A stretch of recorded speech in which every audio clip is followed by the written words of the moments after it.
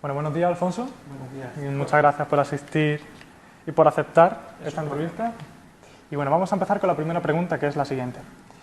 ¿Qué tipo de reforma necesita el sistema educativo? ¿Un cambio coyuntural o unas simples reformas consensuadas? ¿Y en qué consistirían dichas reformas? Bien, en mi opinión, debería de haber un gran acuerdo de Estado. La educación es algo muy importante, demasiado para que esté sujeto a cambios de gobierno que tejen y destejen en materia educativa. Yo pienso que las grandes opciones deberían de tener esa visión de Estado, un acuerdo. Por otro lado, también tengo la impresión de que el Estado debería de reasumir algunos aspectos de la educación. Esos desequilibrios que se producen entre comunidades autónomas no los considero positivos y pienso que ahí hay un terreno que se ha perdido y a veces esas desigualdades en enseñanza entre los españoles vienen por esa vía. Cuando se hacen cambios muy radicales van quedando víctimas por el camino y esas víctimas son los alumnos. El sistema educativo está pensado para probar y no para aprender. ¿La culpa es del sistema, de los profesores o de los estudiantes? Son muchos los factores que hay dentro de esa problemática que es la enseñanza. Entonces, en cierta medida, me da la impresión de que la sociedad no puede ser algo distinto de la educación y la educación puede vivir de espaldas a la sociedad. El fracaso o el éxito en los estudios tiene mucho que ver también con el fracaso de una sociedad, con el fracaso de un sistema, que es el que tenemos vigente, y habría que plantearse muchas cosas. No tanto señalar con el dedo a un colectivo, sino ver la complejidad de ese proceso educativo y ver que son muchos los factores que inciden en él.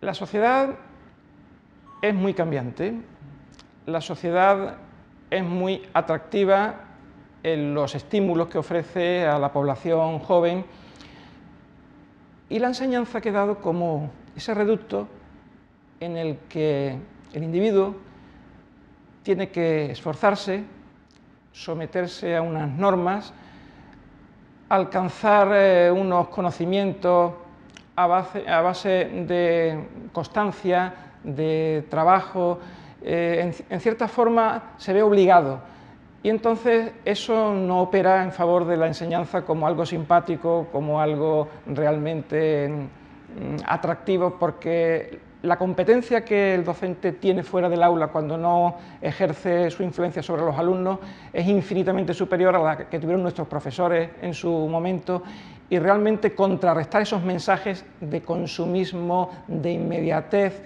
que la sociedad va haciendo calar en los alumnos cuesta mucho trabajo.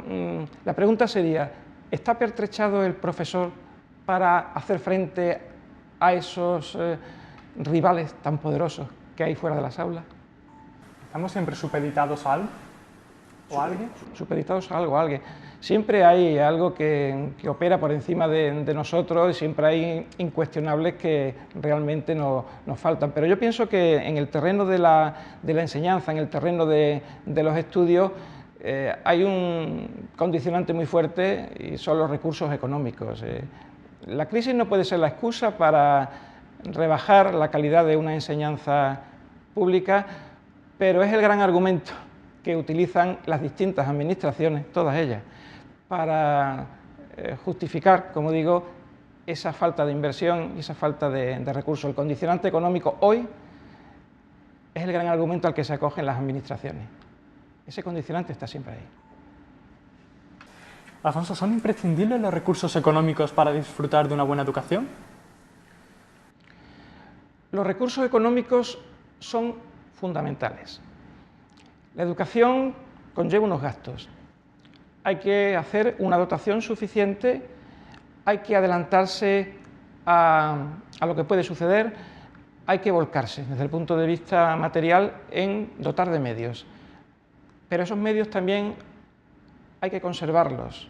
Esos medios requieren un mantenimiento. Esos medios no pueden utilizarse solamente como una propaganda de la administración que pone a disposición de la sociedad determinados recursos. Habría que hacer una crítica de ese recurso triunfalista recurrente que tienen todas las administraciones y pensar si todo lo que se invierte en materia educativa da ese beneficio, si se invierte suficiente, que nunca se invierte suficiente, pero la impresión que me queda al final de todo esto es que a veces se confunden las prioridades y se gasta donde no se debe y se deja de invertir en algo fundamental. Por lo tanto, no son bien empleados, ¿no?, estos recursos. No son bien empleados porque no van muchas veces a donde deben ir. Hay unas prioridades que están equivocadas. Alfonso, entonces, ¿crees que la educación a día de hoy se ha convertido en un negocio? Yo creo que un negocio educativo sería ruinoso siempre. La educación requiere tal cantidad de recursos volcados en ella que cuando la educación es un negocio, no se está dando buena educación. Es como la sanidad. La sanidad nunca puede ser un gran negocio. Si es un negocio, no tenemos buena sanidad.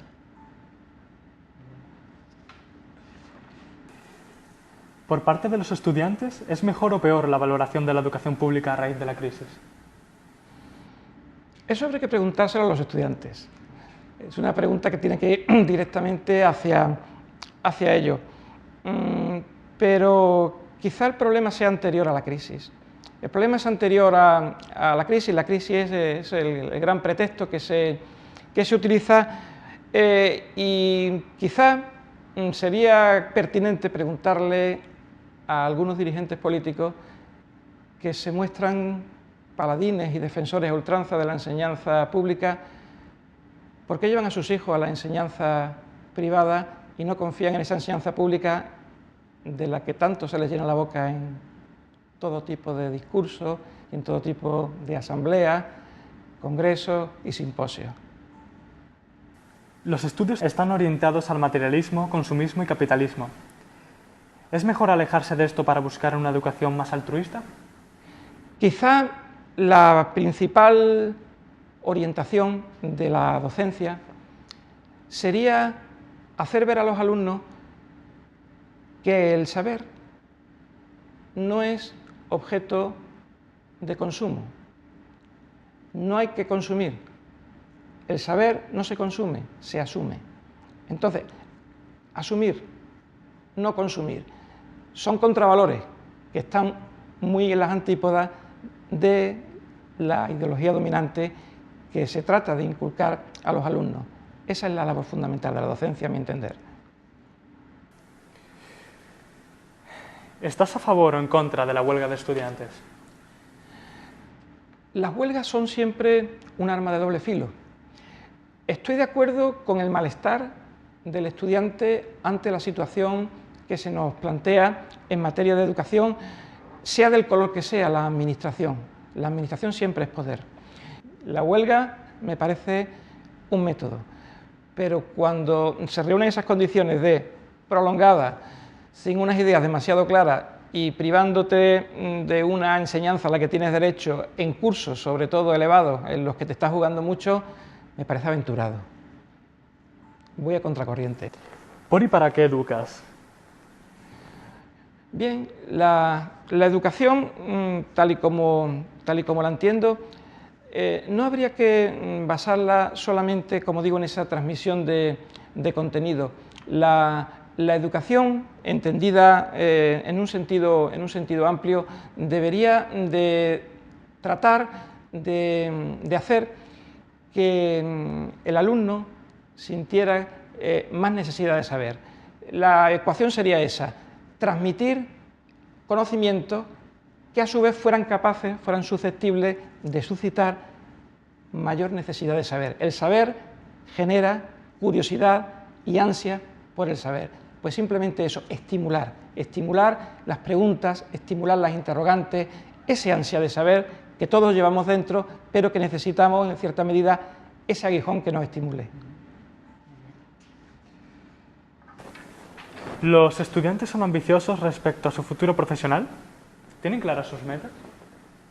Muchas veces lo que nos gusta no es lo que más nos conviene, de tal manera que ese proceso de maduración no necesariamente se tiene que producir tempranamente, sino que ese proceso puede ser proceso más tardío, pero en cualquier caso siempre es fructífero cuando la decisión viene dada por uno mismo, no por influencias ni de amistades ni familiares.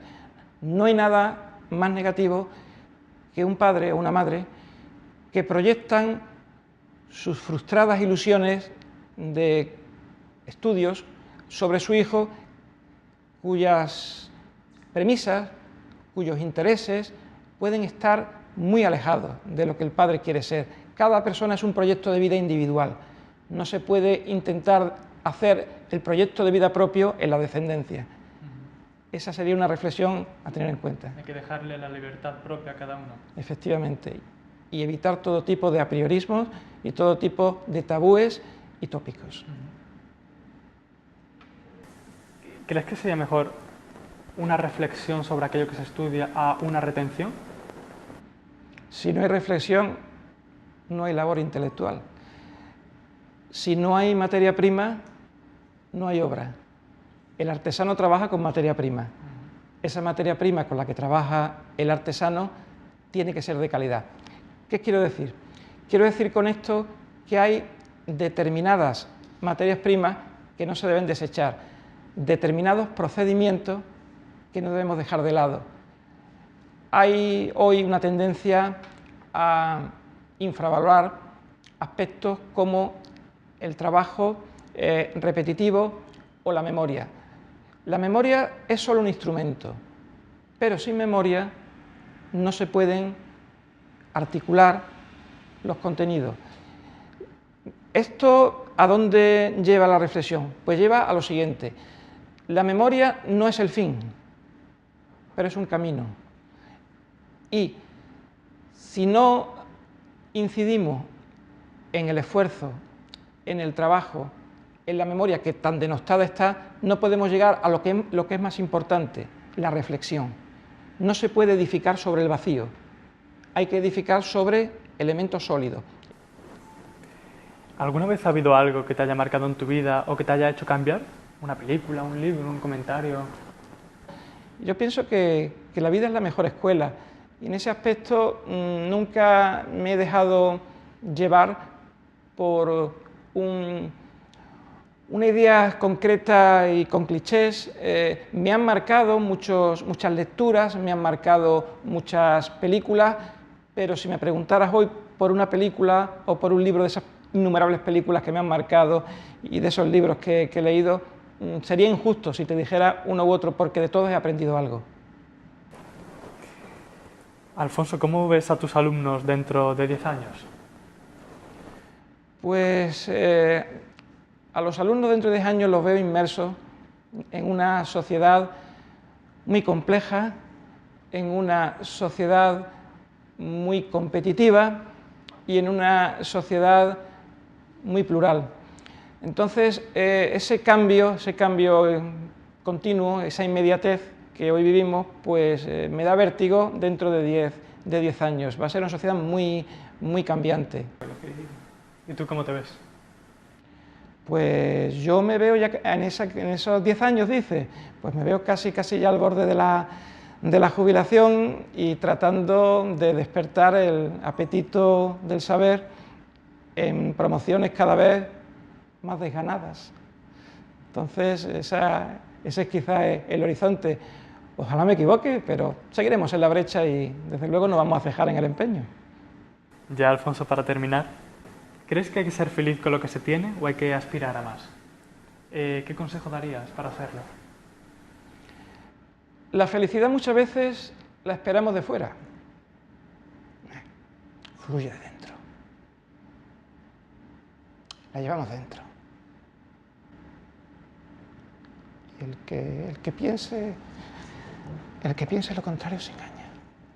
Yo creo que esa felicidad intrínseca somos capaces de transmitirla, y cuando algo nos impacta, ese algo que nos llega dentro no está pagado por nada. No hay ningún bien en el mundo que nos prive de esa felicidad íntima, de ese complacernos en transmitir y en dar. Si damos, somos felices. Si recibimos, creemos que estamos en una disposición muy favorable, pero realmente la felicidad, esa felicidad plena, nace de nosotros mismos. Y la felicidad no es tanto añorar lo que no tenemos, como disfrutar plenamente de lo que nos rodea, de cualquier factor que somos capaces de ver a diario, pero que realmente muchas personas no reparan en ello.